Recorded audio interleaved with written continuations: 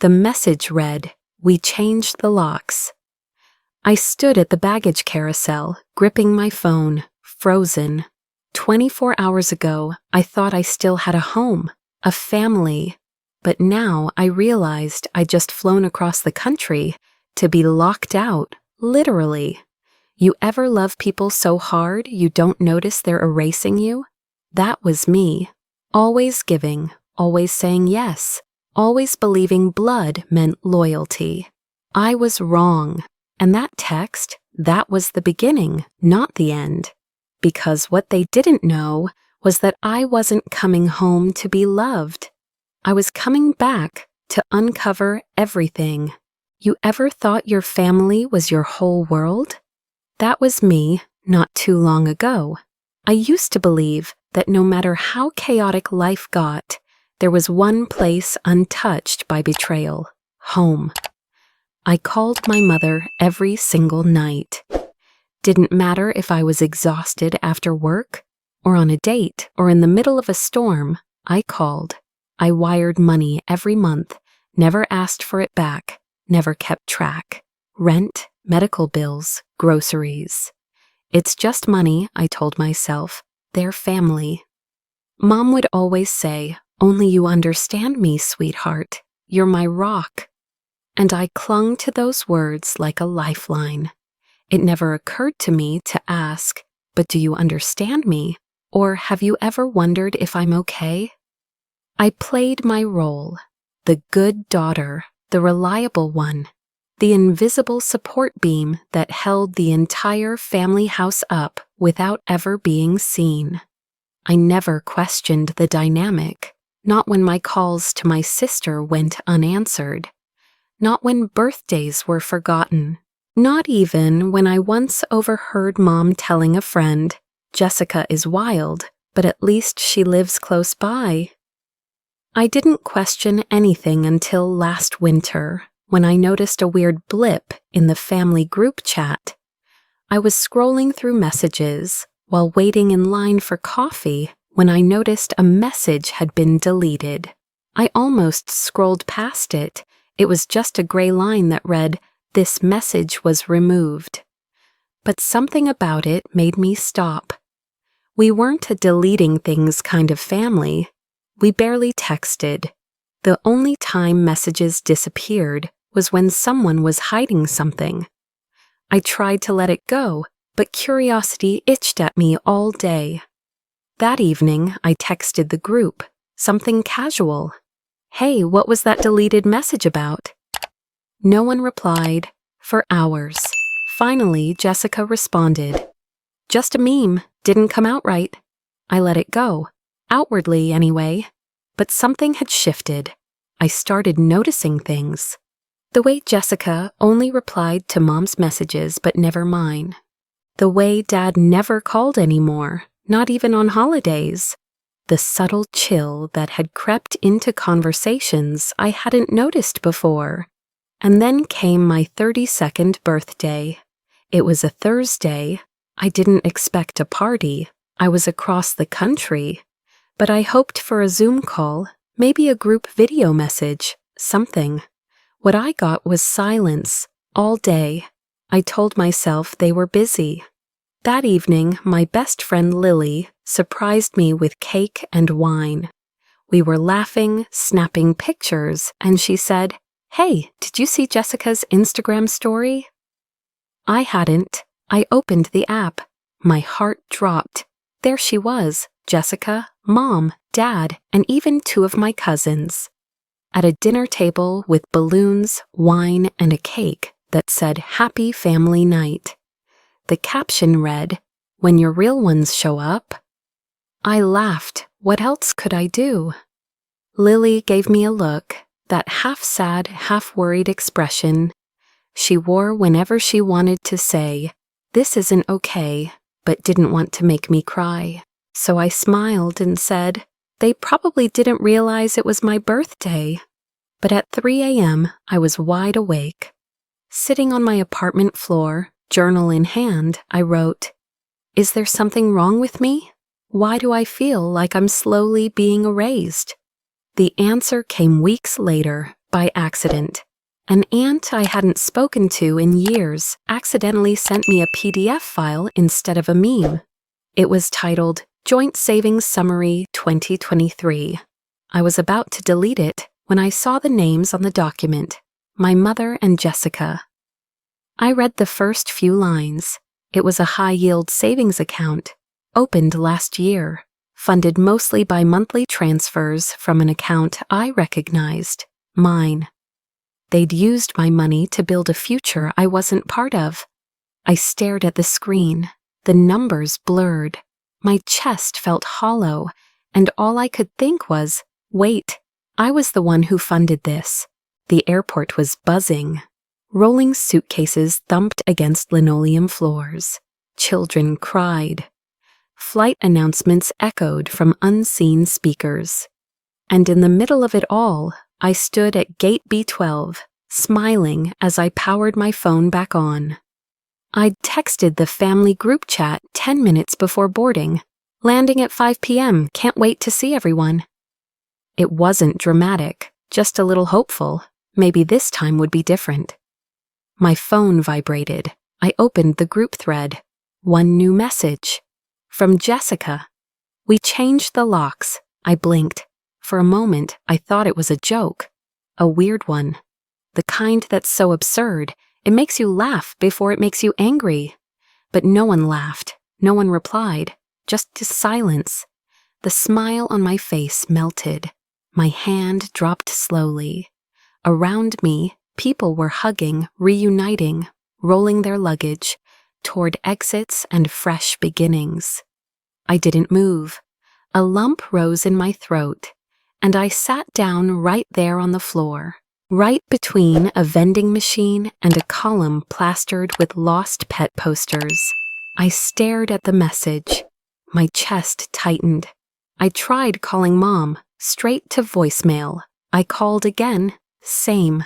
I opened the chat again, rereading Jessica's words. They sat there cold and unbothered, like punctuation to a sentence I didn't realize had been ending. Then something told me to check my bank app. I don't know why. Maybe some part of me already knew. The screen loaded slowly. Then the numbers hit me. 0. Savings. 0. Joint. 0. The account I'd used to send money every month closed. No, this can't be real. I stared at the screen, my reflection in the glass looking back, wide-eyed, pale, like I'd seen a ghost. But it wasn't a ghost. It was the truth, and it had been hiding in plain sight. I didn't cry, not then. I just stood up, picked up my bag, and walked out of the airport like someone leaving a fire they didn't realize had been burning all along. The next few hours blurred. I tried texting again, no response. Tried calling, blocked. Instagram? Jessica had unfollowed me. Facebook? I couldn't even search her name. It was like I'd been deleted from the internet. I messaged a few mutual friends. No replies, except one, Lena, a college friend turned silent acquaintance. She wrote, "Hey, I heard what happened. I didn't want to believe it." I stared at her message. The phrasing, "what happened," implied this wasn't just between me and them. It had become a conversation beyond my reach, a narrative already being told. I asked, "What exactly did you hear?" She responded with hesitation, "Just that you'd been unpredictable, that you didn't handle money well, that they had to protect themselves." My jaw clenched. I didn't reply. I didn't need to.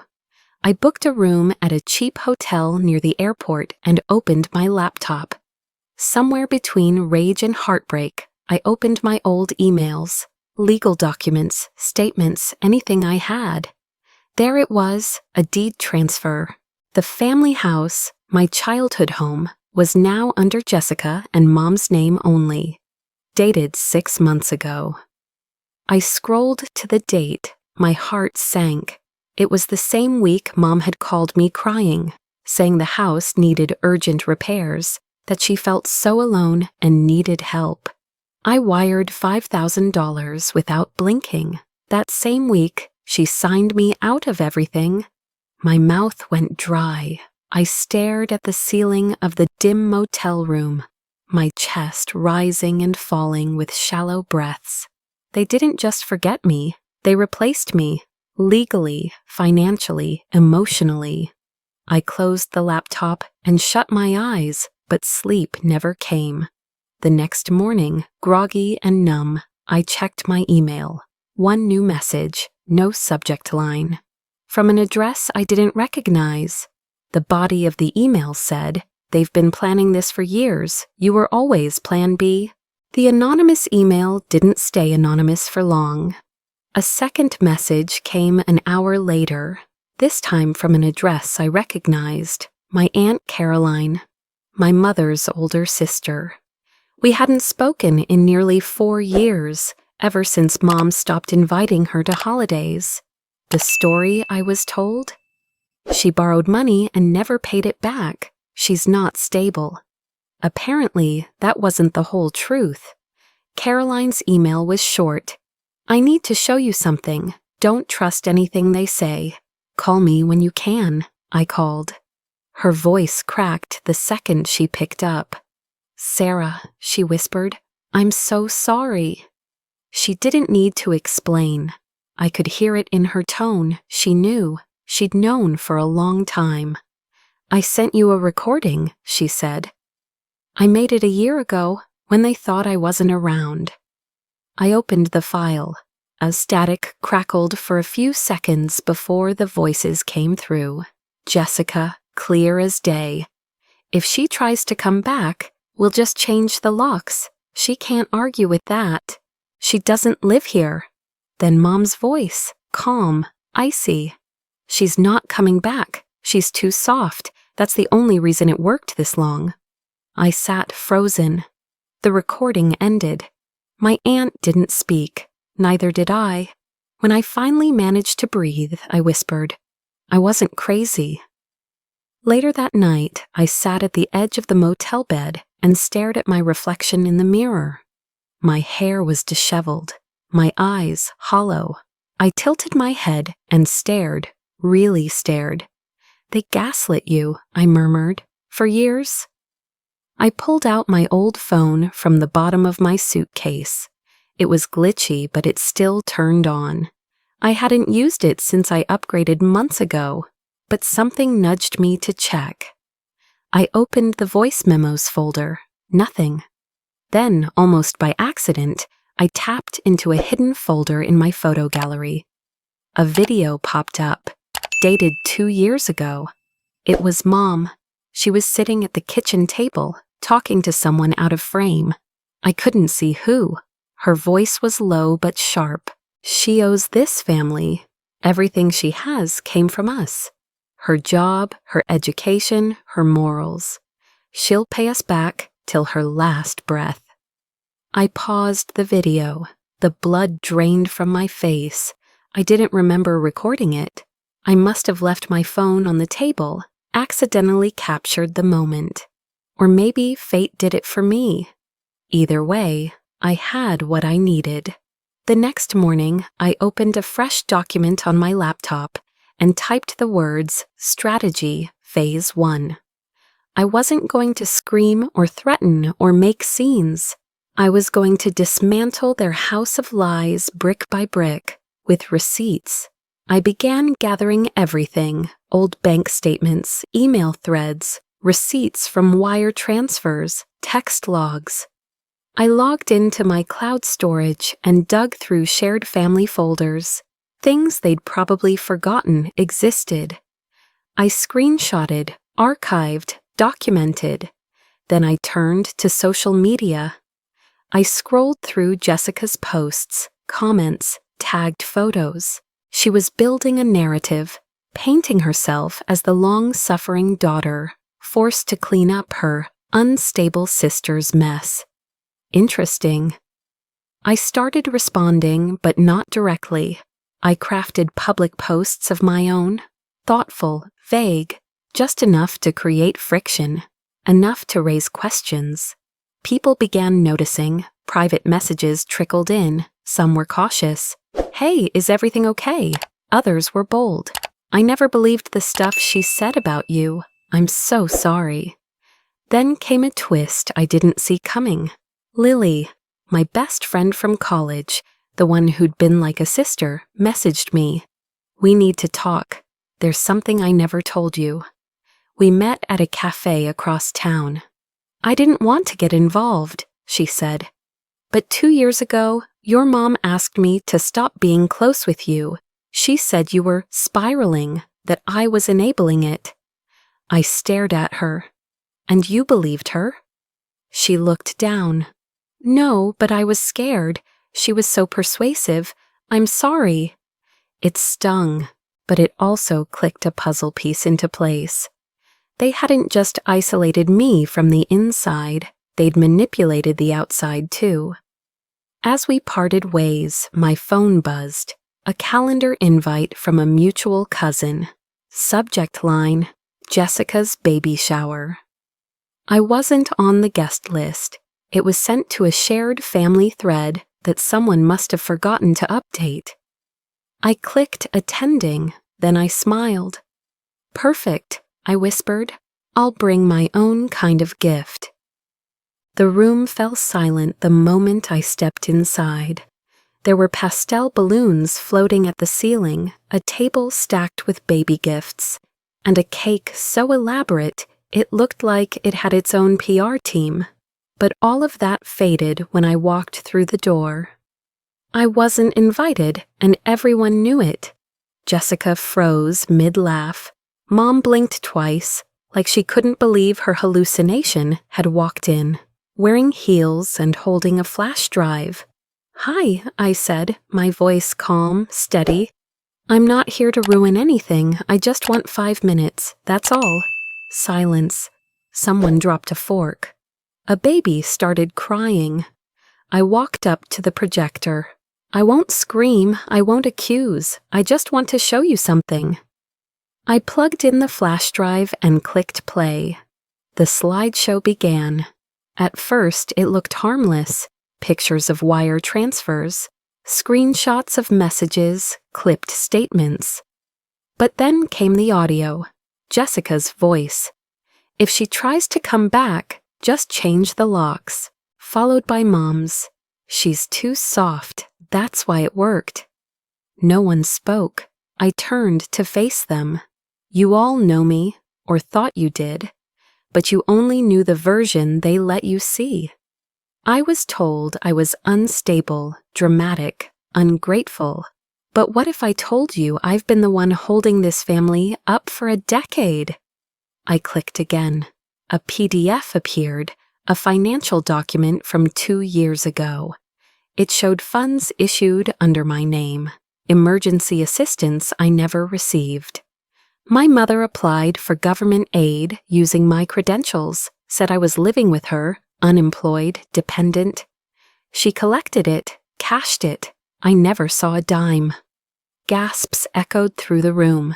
Jessica's face turned red. Mom reached for the remote. I raised a hand. "Don't, I'm almost done." I turned back to the crowd. "I didn't come here to ruin a party. I came to reclaim my voice." And then from the back, a voice spoke up, shaky, quiet. "I believe her." Everyone turned. It was Aunt Deborah, my dad's sister, a woman who rarely came to these events anymore. "She did it to me too," Deborah said. 20 years ago. Took money meant for my daughter's college fund. Said it was a loan, never paid it back." More murmurs. The room had turned. I looked at Jessica and Mom. Their faces were unreadable. But I didn't need them to admit anything. I'd already won what I came for, truth. That night, I uploaded a 2-minute video to TikTok. It started with the words, "My family changed the locks. Here's why." I kept it simple, no theatrics, just screenshots, voice notes, and a soft-spoken narration. By morning, it had over 1 million views. By noon, 5 million. Changed the locks began trending across the country. People stitched their own stories, being disowned, erased, manipulated by bloodlines that promised unconditional love but delivered conditional loyalty. Jessica posted a vague Instagram note. "Don't believe everything you hear online." Then she and Mom went live on Facebook. They denied, deflected, and painted me as bitter, attention-seeking, broken. But the comments weren't on their side.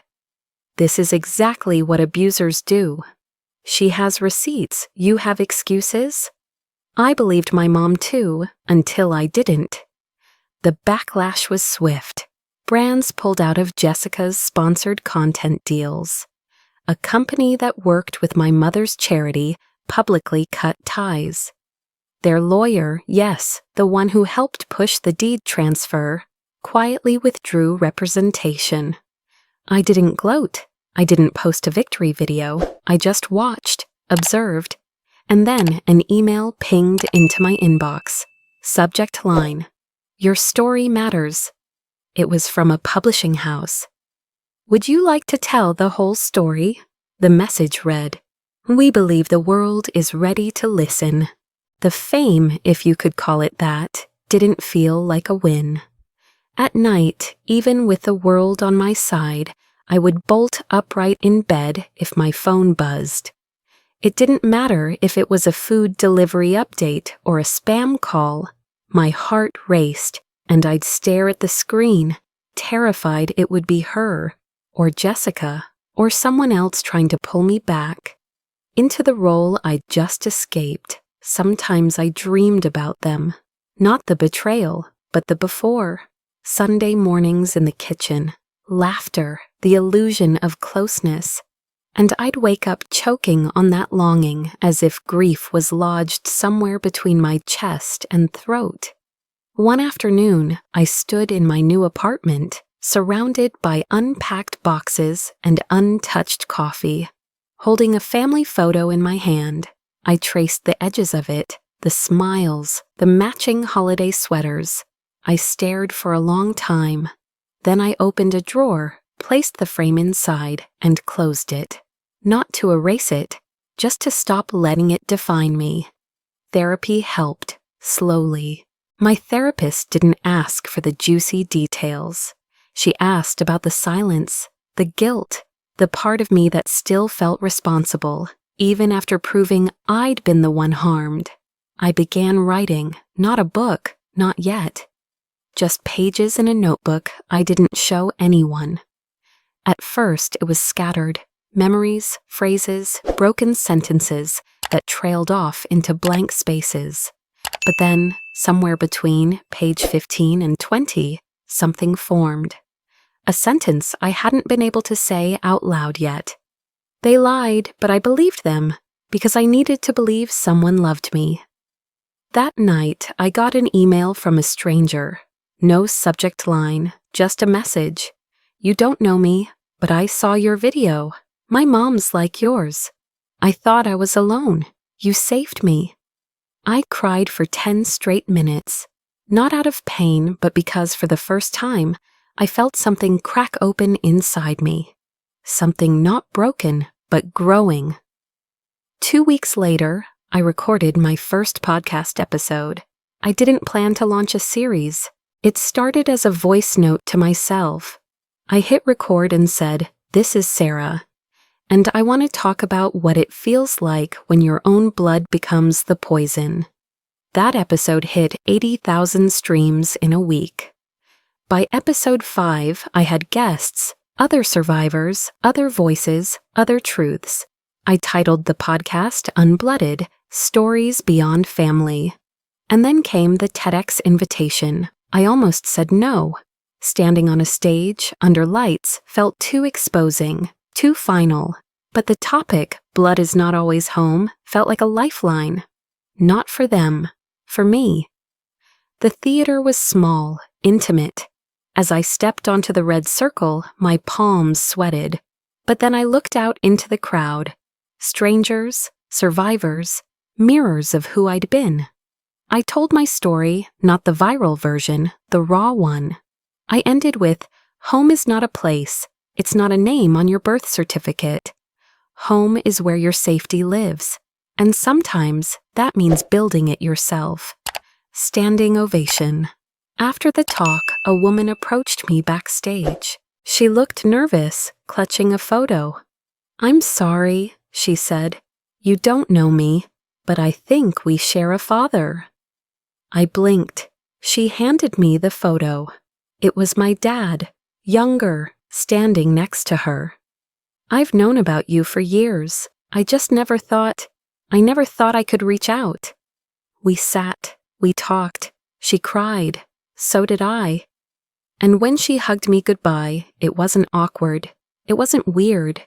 It felt like a new page turning, softly, gently, like maybe family didn't have to mean history. Maybe it could mean choice. Months passed. The podcast grew. So did I.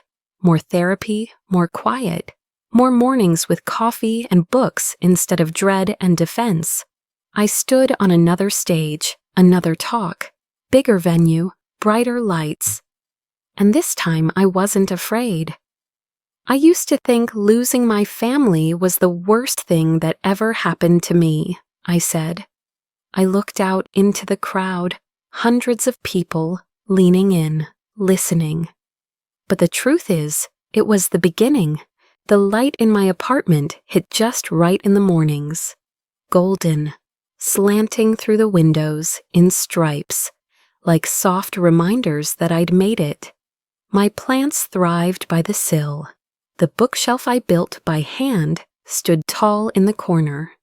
It smelled like lemon cleaner and peace. I didn't hear shouting anymore. I didn't wake to 2 a.m. calls demanding emotional rescues or wire transfers. The silence wasn't empty. It was kind. It was mine. No one came knocking uninvited. No one walked in assuming access to my time, my energy, my wallet. For the first time, my life didn't feel like an open door. It felt like a home with a lock I held the key to. I wrote in the mornings, longhand, pen on paper, letting words flow without apology. I was finishing the final chapter of my book, a memoir woven with threads of pain, truth, and rebuilding. The last sentence read, "Family is not who demands your loyalty, it's who gives you freedom to be yourself." I sat back, read it twice, then closed the notebook and smiled. Later that afternoon, an envelope slid through the mail slot. No return address. Inside, a formal invitation embossed in gold.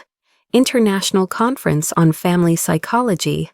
Keynote guest invitation, Sarah Montgomery. I held it in my hands for a long moment, then set it on the counter, not out of fear, just to absorb it. The weight of how far I'd come. The venue was larger than any I'd spoken at. Velvet curtains, rows of white chairs, soft spotlight beaming down on a polished stage. As I walked out, applause rose, but I didn't rush. I breathed, grounded. I looked across the crowd, therapists, scholars, survivors, strangers. Then I spoke. 2 years ago, I began. My sister sent me a message that read, "We changed the locks." At the time, it felt like the cruelest thing anyone could say. Like being told, you no longer belong. I paused, let it sink in. But now, I see it differently. I let the quiet hold for a breath. Because they changed the locks, I learned to build my own home. The room was still, not frozen, but listening, deeply. I know now that boundaries are not barriers, they're invitations to safety, to clarity, to peace. We don't owe access to people just because they share our blood. My voice slowed, softened. And for those of you here, wondering if you're the problem, if you were too much or not enough, I want to say something you might not have heard before. You're not crazy. You're not broken. You were just raised to believe your worth was conditional. A hush blanketed the auditorium, and you survived. As I stepped away from the podium, the crowd rose. Applause thundered. I didn't cry, but something in me did soften, like a tight knot finally releasing. And then I saw her, front row, standing on her chair to be seen. A little girl, maybe 10. She held a sign written in glitter marker, "You're my hero." Our eyes met, and I realized that was the real inheritance I wanted to leave behind. Not money, not houses, but the kind of truth that gives a child permission to say, "I don't have to stay where I'm not safe." That night, I returned home, slipped off my shoes, and walked quietly through the hallway. I placed my bag on the table. The keys jingled softly. Then, almost instinctively, I reached for the drawer and pulled out something I'd been saving. A brass key, old, heavy. Not for any real door. I'd found it at a thrift shop months ago. It reminded me of the one that started it all, the lock I was excluded from. But this one wasn't about exclusion. I set it down on the center of the table, a symbol, not of who couldn't come in, but of who I now chose to let in. And just beneath my breath, I whispered to myself, "Now I choose who gets to walk through my life."